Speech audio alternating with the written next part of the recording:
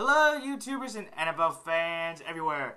This is Matt, the NFL Fanatic, with my Week 10 2014 NFL predictions. Well, last week, for a 13-game week, I did very well. I went 9-4, and now overall for the season, I am now 84, 49, and 1. So, that is pretty good. That equals up to about 63%. So again, I'm reaching that 65, 66% level that I want by the end of the year. And I am well on my way to getting there, so I'm very excited for that. What a wild week in the NFL. All of them always are. But a lot of new cases were brought up. New teams rose, other teams fell. And it was quite a eye-opening week for everybody. Well, of course, the first game I'll talk about before I get into my picks, of course, the Denver-New England game. I thought that was incredibly impressive by the New England Patriots to rout the Denver Broncos the way they did, 43-21. I just have to say, wasn't it that long ago that me and a lot of other people were thinking that the New England Patriots were done? And they were washed up, and maybe this would be the end of Brady? And now look where we're at 5 weeks later. Now we're all thinking that New England is one of the best, or is the best team in the NFL. It's really surprising, but they have done a complete 360. This is a brand new, vibrant team. Their offense is starting to fire at extremely high levels. Rob Gronkowski has come back to form as the most unstoppable tight end in the game. And now you're seeing Julian Edelman show his contributions. Brandon LaFell's making big plays. Tim Wright's still around. Their defense has stepped up tremendously. Browner and Revis are playing at the level that New England wanted them for. And it showed, because remember, these were the two corners that they wanted for this game. Because last year they didn't have enough corners to me to really face Denver. Now, from what I've seen, I now feel that they are more confident if it's in New England or Denver that they will win that game. I do also think, like I said last week on my other video, it still continues to show how Tom Brady continues to be better than Peyton Manning. Because this was the best defense Peyton Manning had behind him that I've seen in any of his teams of Indy or Denver, and Tom Brady shredded him.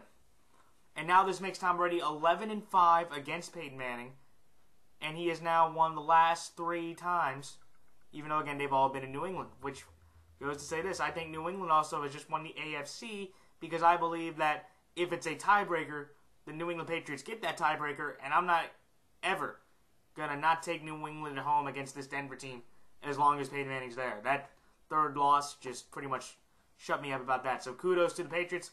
For Broncos fans, it's disappointing because you don't understand how you keep getting a lot of New England's prized, stars and put them on their team and they're still winning. But at the end of the day, I think you have a better end of your schedule than New England does, and I think there's more room for error for New England, and you can still take that number 1 seed and get that AFC Championship game for the second year to go back into Denver.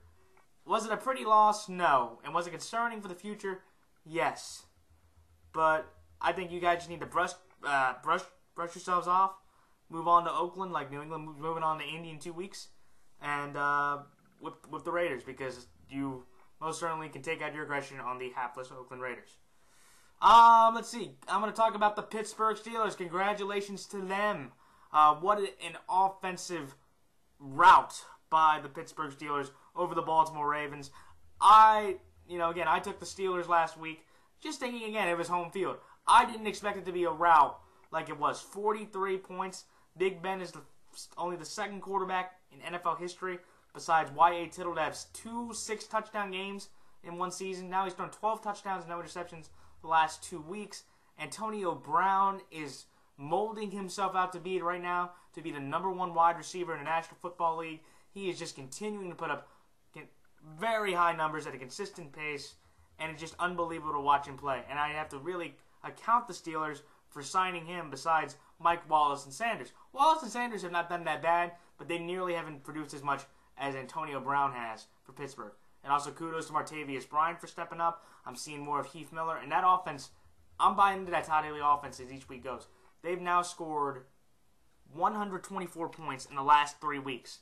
So, for me, that's incredibly impressive. And I think that's 48 points a game. I think over the next 2 weeks with their games against the Jets and Titans, I think they can keep that up. And they can just continue to gain confidence. So kudos to them. For Baltimore, I have to say, it's not the most prettiest of losses. And now I think we're in a huge hole.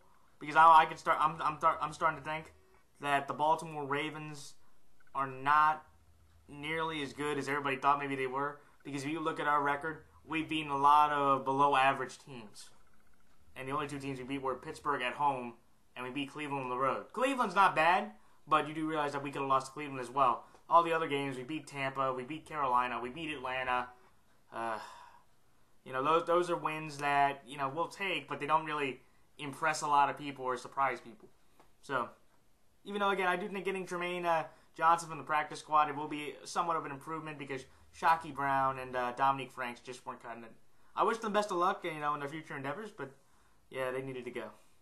Let me see here. Kudos to the Philadelphia Eagles and Mark Sanchez. And for all the Eagles fans out there, I think that you will be okay for the short term with Mark Sanchez because I saw Mark Sanchez play in that game, and I thought he did fairly well enough to keep you guys afloat. True, he made a couple interceptions, and he missed some bombs, and he maybe doesn't have all of Foles' talent, but he has the experience and he has the weapons around him that you're starting to see how Mark Sanchez was like with the Jets, except differently, he doesn't have the defense behind him, he has the offense. And Jeremy Maclin, I told all Eagle fans, if Jeremy Maclin is balling out, this Deshaun Jackson release will not look as bad. Well, look at Jeremy Maclin. He has 45 receptions, 850 yards, 6 touchdowns. He is balling right now, and now you can use that money to re-sign Jeremy Maclin for a long-term deal. And kudos to Shady for getting that 100 yards. Even though best of luck about D'Amico Ryans, I think that's huge. He's the leader of that team, and I hope that he can do well. Or, hopefully, this defense can find, some more better middle talent because that defense is running thin and linebackers. And I don't think Casey Matthews can really replace that hole as big as D'Amico was. But I think you guys are in a better position than the Dallas Cowboys. The Dallas Cowboys of Brandon Weeden. Every Cowboy fan that thought Brandon Weeden was going to do well, you have to look in the mirror today and say that is not the case. Brandon Weeden played like Brandon Weeden did in Cleveland. It was embarrassing. It was sad because Brandon Weeden had a much better offensive. Brandon Weeden had just a good offensive line as he did in Cleveland. He had more weapons around him, and that Arizona team pushed them around. They stopped DeMarco Murray's 100-yard game streak. I wasn't surprised by that. In fact, I called that last week. I'm a huge Cardinals supporter, and I'm buying more into that. And I would say this right now, for me, I would say the Cardinals are better than the Patriots. I think, again, if you look at what's happened, they have consistently proven to be in almost every one of their games besides Denver. Okay, but that's Denver. And you can maybe look at, New England beat Denver, and Denver beat the crap out of Arizona. So, by the transitive property, say New England's better. But I just am buying into this Arizona team because they have some big games on their schedule that I think if they win those, it'll be better than New England. And I think they have a better chance to win those games based on the talent. Even though I will say, Tony Romo, Cowboy fans, I do think you need to rest him this week. Tony Romo does not need to play against the Jaguars because if Brandon Weeden cannot beat the Jacksonville Jaguars, then the Cowboys have a serious amount of problems. Because I would literally tell you this, if Brandon Weeden loses to the Jaguars, if he plays, then the Cowboys will not win another game until Tony Romo comes back. I will tell you that right now. But, there's that. San Francisco, I had to touch on this for a second. San Francisco, what a disappointing loss. I was completely stunned, but I have to give the Rams a lot of credit. That defense is playing hard. It's playing tough. It sacked Colin Kaepernick 8 times. They only came into the game with 6 sacks in 7 games. So that's a huge eye-opener for the San Francisco offensive line. That if you let Robert Quinn and those boys hit Kaepernick that many times, then you guys are in much more deeper water than people thought. And I'm just looking at this team and saying Jim Harbaugh is probably going to get fired at the end of this year because there's already enough friction already with the general manager and Harbaugh. And I think if he can't lift this team into at least a playoff berth, which right now they might not with all the other teams. I think he's done because you can't have 3 straight NFC Championship games and with the friction that they have, go to them to a losing record. If there was no friction in the organization, I would have said Harbaugh gets to stay because, again, he hasn't had his mulligan year. He hasn't had his bad year, and I would take that out. But, yeah, I think, but kudos to the Rams, though. They've become giant killers. Now they've beaten Seattle and San Fran in 2 of the last 3 weeks. Who knew? Let's see here, a couple other things. Kudos to Miami for keeping their streak against San Diego alive, and boy, has San Diego lost all their confidence. You get shut out 37-0 and make everybody that picked you look really bad. Okay, because look, would I have been surprised if Miami beat San Diego? No, I would have thought, again, this is Miami, and again, San Diego hadn't beat Miami in Miami since 1981, so, but 37-0. Rivers throws 3 interceptions. His 29-game touchdown streak gets snapped by this Miami defense. I'm not saying Miami's not scrubs, and I've definitely underrated Miami tremendously due to my record of, me picking them over the weeks, but I have to give them a lot of credit. I think they are clearly in the playoff contention, and they are in the AFC East contention as well, because I think if they can get some wins together, they can beat New England come in a few weeks. But that's a different opinion for another day. And lastly, for anybody out there, Seattle and Oakland, I have to give credit to the Raiders. I felt bad for the Raiders, actually, that you played so well in Seattle. You put up 24 points, but it was just an onside kick that let you guys down. And I feel really bad for all you. But that's enough of that. Time for my picks. So tomorrow, when the 5-3 Cleveland Browns go to the 5-2-1 Cincinnati Bengals, I'm going to take the Cincinnati Bengals. And then on Sunday, when the 5-3 Kansas City Chiefs go to the 5-3 Buffalo Bills, I'm going to take the Kansas City Chiefs. When the 5-3 Miami Dolphins go to the 6-2 Detroit Lions, I'm going to take the Detroit Lions. When the 6-3 Dallas Cowboys go to London to take on the 1-8 Jacksonville Jaguars, I am going to take the Dallas Cowboys. When the 4-4 San Francisco 49ers go to the 4-4 New Orleans Saints, I'm going to take the New Orleans Saints. When the 2-6 Tennessee Titans go to the 5-4 Baltimore Ravens, I'm going to take the Baltimore Ravens. When the 6-3 Pittsburgh Steelers go to the 1-8 New York Jets, I'm going to take the Pittsburgh Steelers. When the 2-6 Atlanta Falcons go to the 1-7 Tampa Bay Buccaneers, I'm going to take the Atlanta Falcons. When the 6-2 Denver Broncos go to the 0-8 Oakland Raiders, I'm going to take the Denver Broncos. When the 3-5 St. Louis Rams go to the 7-1 Arizona Cardinals, I'm going to take the Arizona Cardinals. When the 3-5 New York Giants go to the 5-3 Seattle Seahawks, I'm going to take the Seattle Seahawks. And then on the Sunday night game, when the 3-5 Chicago Bears go to the 5-3 Green Bay Packers, I'm going to take the Green Bay Packers. And then on the Monday night game, when the 3-5-1 Carolina Panthers go to the 6-2 Philadelphia Eagles, I'm going to take the Philadelphia Eagles. For all fantasy owners out there, the Indianapolis Colts, Minnesota Vikings, New England Patriots, San Diego Chargers, Washington Redskins, and Houston Texans all have buys this week. So Phillip Rivers, Andrew Luck, T.Y. Hilton, Reggie Wayne, Tom Brady, Cordero Patterson, RG3, Pierre Garçon, Deshaun Jackson, Redskins defense, Patriots defense. If you have any of those players on your fantasy teams, bench them because they're not playing this week. Alright, time for my thoughts on each game. Cleveland and Cincinnati. This is a really good game to watch, and I'm very excited for this. This is the first time in a while that this Battle of Ohio game is this important. Okay? Because, again, Cleveland has looked very good a majority of the year. In their 3-game stretch, they didn't look that great against, 3 one-win or winless teams. So, maybe that's not the greatest thing for confidence. But they won 2 of the 3.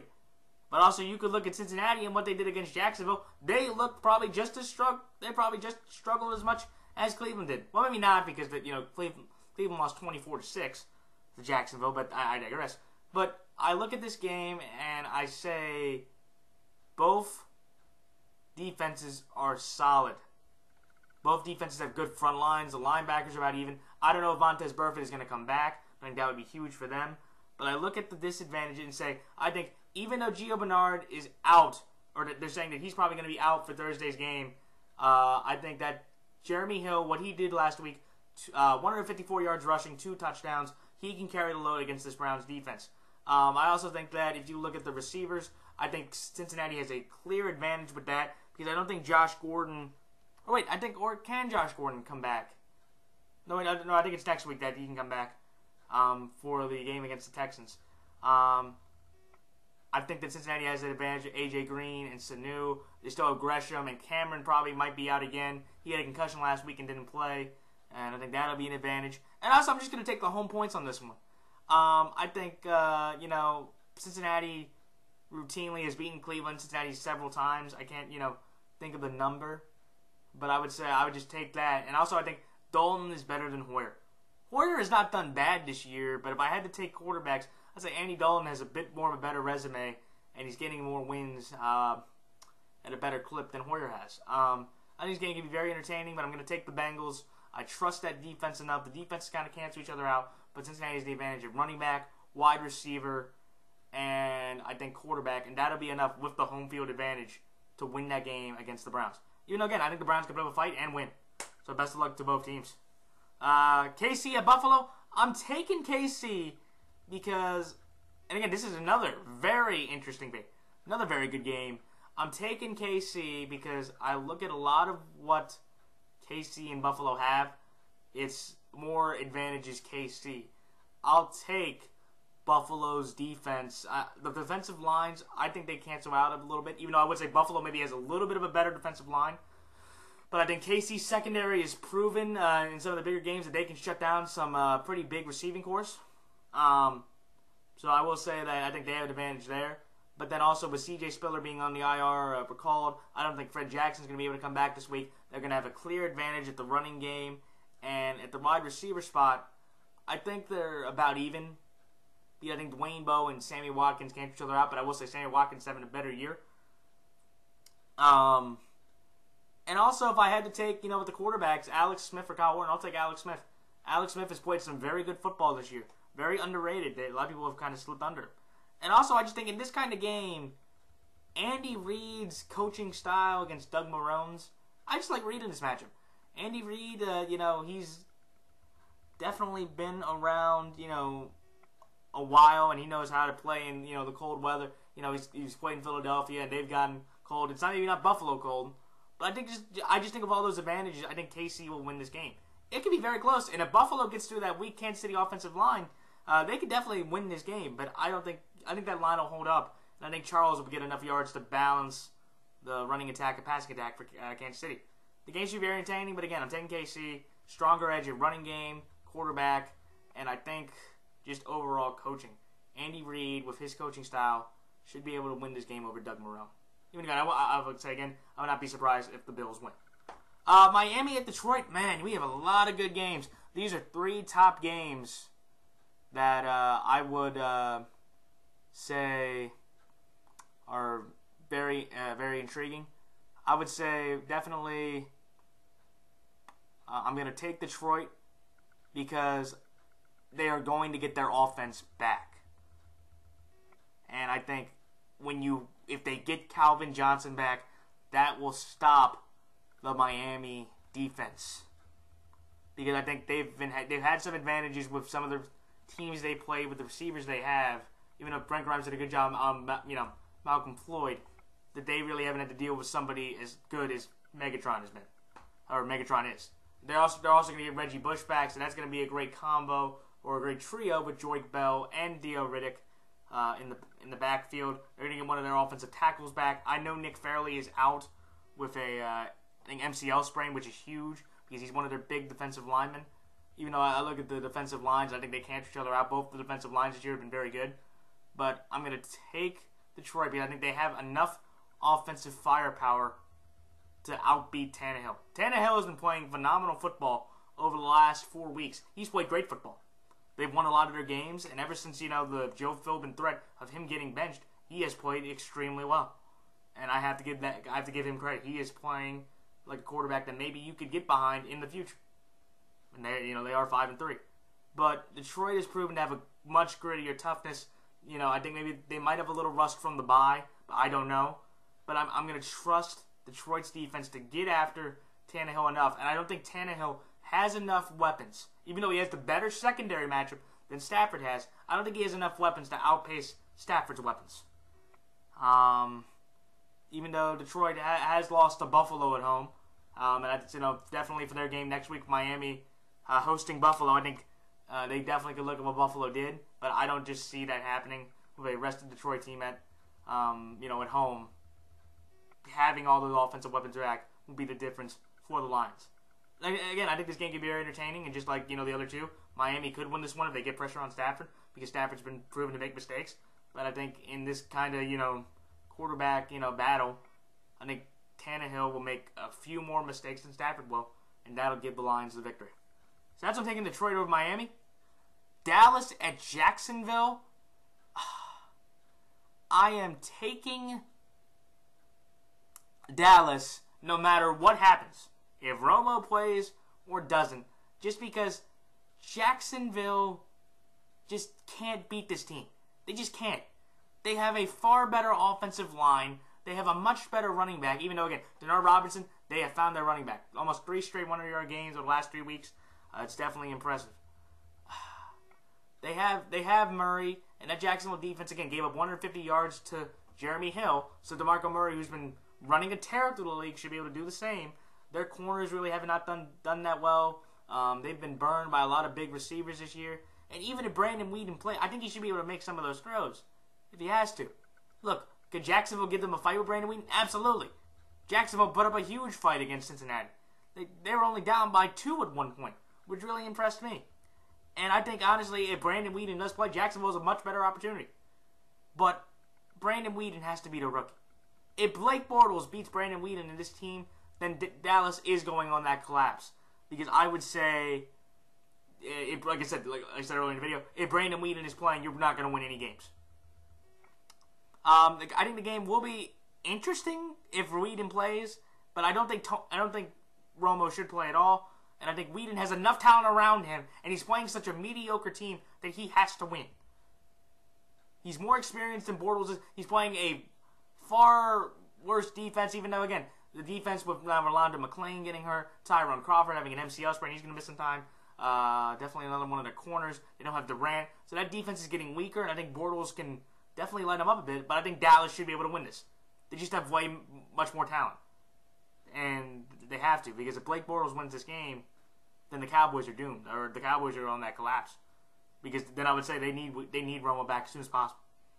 But again, that's what I'm taking the Cowboys to beat the Jaguars. And the last little thought, Jacksonville got blown out by San Francisco the last time they went up there. But I don't think it'll be that far out this time. But that's what I'm taking the Cowboys over the Jags. Saints over Niners. This was easy. I'm taking the New Orleans Saints at home. They are 19-0 at home with Sean Payton over the last 3 years. San Francisco beat them a couple years ago, but remember, Sean Payton was out that year due to Bounty Gate. This is one of my locks. One of my viewers wanted me to have 3 locks for the week, so I will definitely start putting that in. This is, for that viewer out there, this is my first lock. I'm going to lock in the New Orleans Saints to beat the San Francisco 49ers. This Saint team is getting on fire at the right time. They have 3 straight home games against 3 credible opponents. And I think that they will certainly have their momentum reestablished by the end of this 3-game homestand. I think New Orleans' offense will light up this San Francisco secondary. I think if that New Orleans defense with Gillette, with Jordan, they will get after Kaepernick. If the Rams' defensive line could do that, I think the Saints could do just as effective. I don't think they're as good as St. Louis's, but I think they'll do enough. I think Breeze will be able to outshoot Kaepernick in this kind of environment. And there's just something, again, about the Dome that this Saint team does not lose in. They're able to run better. I think, again, Mark Ingram, who was the first running back in New Orleans, since Deuce McAllister to have back-to-back 100-yard games, they'll be able to find holes for him. They'll have the crowd behind them. And I just think with San Francisco's psyche right now, this is the worst opportunity for the Niners to go into the first game of a 3-game homestand for the Saints. I think this game can be competitive because San Francisco has the talent, and Rob Ryan has shown, his defense throughout the year that he can get burned with his style. But I think New Orleans wins this game because they are on the road and going into the dome, it's nobody wins in that dome. So again, for that one year, this is one of my locks, and I'll have two more throughout the rest of the games. Tennessee at Baltimore. I'm going to take Baltimore in this one, just because Baltimore has to win this game. We have proven that we can beat up the smaller teams. We can beat up the below average teams very well, actually. You know, we beat Carolina by 21. We beat Atlanta by 22. We beat Tampa by 31. Yeah, so... And Tennessee really just doesn't have anything going for them. Tennessee is starting, the second start with Zach Mettenberger. They lost 30-16 the other game against Houston. They're going into Baltimore. We've only lost one time at Baltimore the whole year. We need the win. We're playing for something, and yeah, I would say this game is just fairly lopsided, because I just think Baltimore has way too much talent. Even though, again, can Mettenberger get to Kendall Wright, or maybe Delaney Walker, or Justin Hunter, their big receiver, through our secondary? Yeah, they could, but I don't think it'll be enough. I don't think Mettenberger will have enough time, and I don't think Mettenberger will have enough smarts to be able to beat our blitz or get through our defense. So that's why I'm taking the Ravens to beat the Titans. My second lock of the week is Pittsburgh at the Jets. Okay, Pittsburgh's had probably the number one offense in the league for the last 3 weeks. They're playing one of the worst secondaries in the game. Pittsburgh has a far better running game.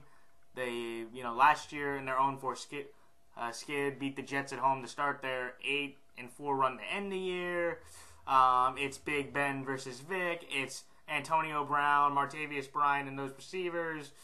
Yeah, I pretty much can lock this one up. This is my second lock, just because Pittsburgh has everything going for them offensively, and that Jet defense won't stop them.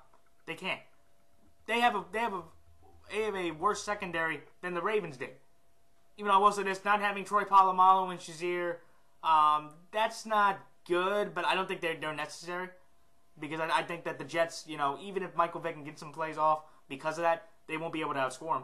Because I can't trust Percy Harvin, Decker, and them to be able to go in a shootout with the Steelers. And, yeah, it's as simple as that. Pittsburgh just has way more momentum, has a far better offense. And I will say this, anybody that thinks that Big Ben can break the touchdown record, would that be stupid? Would that be really odd to say? Big Ben breaks touchdown record at the Jets? I don't know, but I would definitely throw that out there. So that's what I'm taking, Pittsburgh over the Jets. Atlanta at Tampa. This was what I call one of those pathetic toss-up games of the week. These are two teams that incredibly disappointed everybody in the league.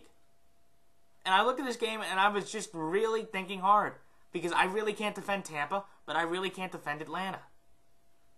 And I said to myself, I had to take Atlanta, because Atlanta just has more talent.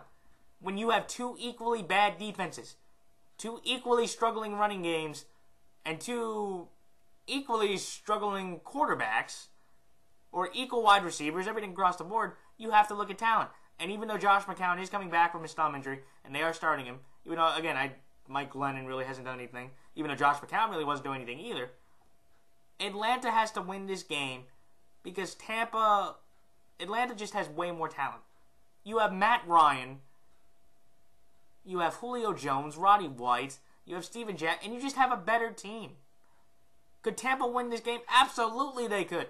This could be the one moment where they get revenge for losing 56-14 in Week 3, Atlanta's last win.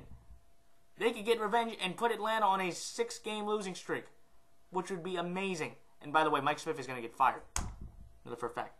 But I'm going to take Atlanta just because they played Tampa very well. Tampa's not really good at home. They've blown their last few games.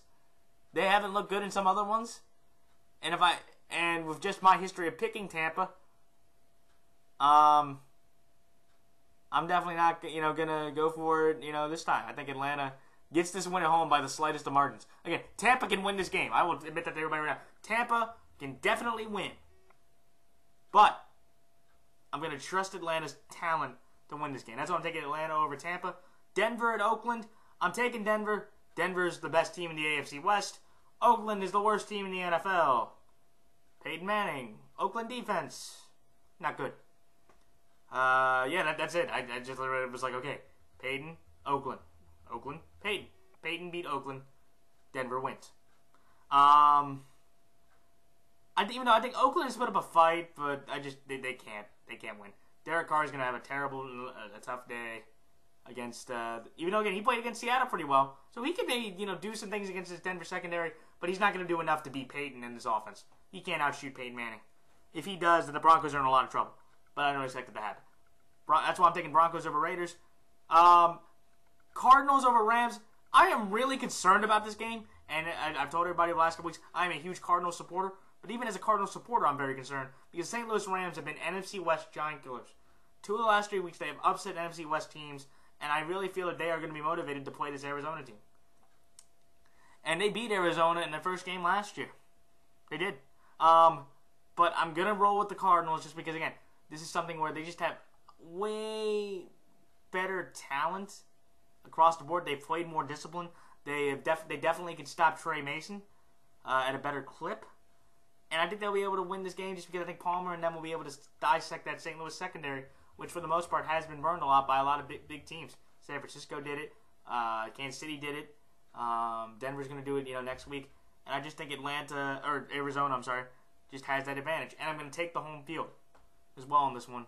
Just because the last time that they played them at home, Arizona looked pretty doggone good.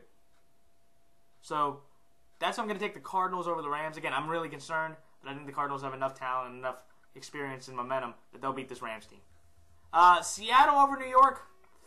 This was really tough for me because, again, I haven't really been impressed with Seattle over the last 4 weeks. They lost to Dallas, they lost to St. Louis, and then they barely had to beat Carolina, and they barely beat Oakland. But I'm looking at this Giant team, and I'm saying, what have I seen from the Giants? Pretty much a little bit less. And the one thing that swung it for me was they're at home. The last time Seattle played the Giants, they were shut out 25-0. And Eli Manning threw 5 interceptions. Do I think he's going to do that this week? No. But he's going to struggle much more in Seattle, where the Giants really have not played very well at all over the last several years, even when Tom Coughlin and Mike Holmgren were coaching. That was when New York committed the most false start penalties. That was 2005, I think. So this Giant team, they've played somewhat decent. They haven't been able to capitalize, and their defense has been shredded. Again, do I think Russell Wilson's offense can do that much? Probably not. But I think their defense will be able to shut down the Giants' offense enough at home that the Seahawks should win this game. That's what I'm thinking. Seattle over the Giants. Packers over Bears. The Bears are a huge disappointment. They really can't stop anybody on defense. Aaron Rodgers, even though he has maybe a bum hamstring, he should be fine. They're going to get Nelson back. They're going to light up this Bears offense. They've won at home majority of the time against the Bears over the years. And yeah, that's it. Green Bay has a much better offense. They have much better talent, and their defense. If Matt Forte does not get much going, the only way the Bears can win is if Matt Forte runs through them, because they've proven over the year that running games with good running backs can halt this offense. Just ask Marshawn Lynch and ask Mark Ingram. But I would say for the fan out there, this is my third lock of the week: Green Bay over Chicago. So again, real quickly, my 3 locks. I'll take New Orleans over San Fran as a lock. Pittsburgh over the Jets as a lock. And I will take Green Bay over Chicago as a lock. And then finally, Carolina at Philadelphia. Philadelphia's at home. Mark Sanchez has a better offense around him. Cam doesn't. That Carolina defense has been shredded by multiple teams. They've been stopped. Their offense has been stopped very well. Can Cam put up some numbers against the Philadelphia defense? Yes, he could. But can Philadelphia put up more numbers? Yes. And in that kind of offensive shootout at home, I'll take the Philadelphia Eagles. So that's, ladies and gentlemen, all my thoughts on all the games this week. Like, comment, rate, subscribe. If anybody has any questions about any of my picks, please put them in the comment section. I love to debate people about the game, and that's it. So, best of luck to all the teams, all the players, all fantasy players, and to all fellow prognosticators. Until next week, this is Matt the Fanatic signing off. Till then, so long.